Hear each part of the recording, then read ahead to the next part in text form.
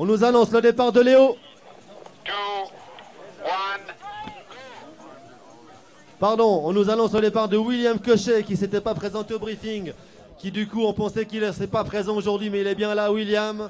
William, le français au départ. Donc 13e hier aux qualifications qui lui va aller chercher un peu sur la droite d'après les notes que j'ai. Il va aller skier un peu sur le dôme, donc un des endroits qui a été très peu skié aujourd'hui.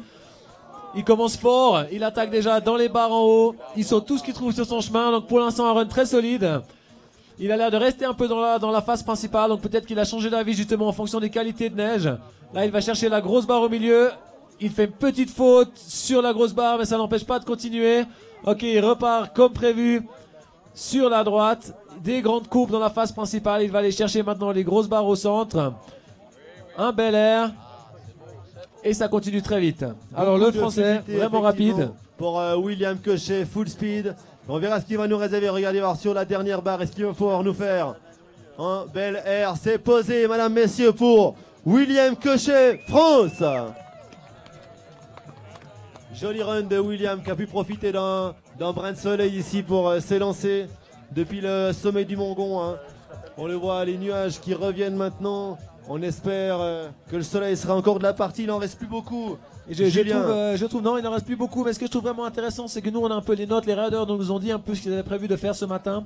Et quand on voit qu'il y a des changements de ligne, moi je trouve ça très intéressant. Ça veut dire qu'ils ont observé un peu ce qui se passe, qu'ils ont vu la qualité de la neige, les chutes de leurs camarades et qu'ils changent de ligne depuis en haut ou depuis en bas. Et ça, c'est vraiment très intéressant. C'est comme ça que ça se passe dans les compétitions de freeride. En général, il faut avoir 2 ou 3 lignes en tête.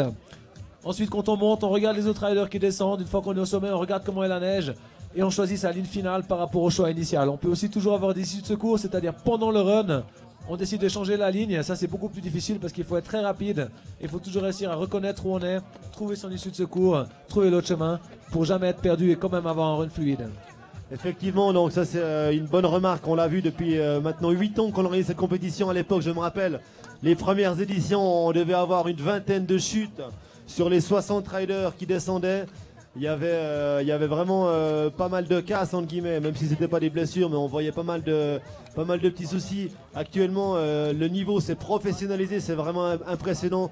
L'expertise des riders, c'est des riders qui s'y connaissent, qui suivent, qui maîtrisent leur ligne, qui maîtrisent leur style, qui prennent pas de risques, et puis vraiment qui assurent. On voit vraiment une professionnalisation, Julien, du freeride en général.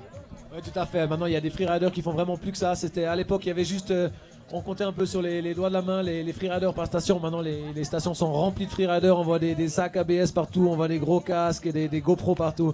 C'est vraiment démocratisé. On voit aussi dans Suisse, dans les stations comme Verbier, ce sont des stations où la mecque du freeride vraiment se passe. Et on se rend compte qu'il y a beaucoup de potentiel dans la région de Chamonix aussi. On a extrêmement beaucoup de riders.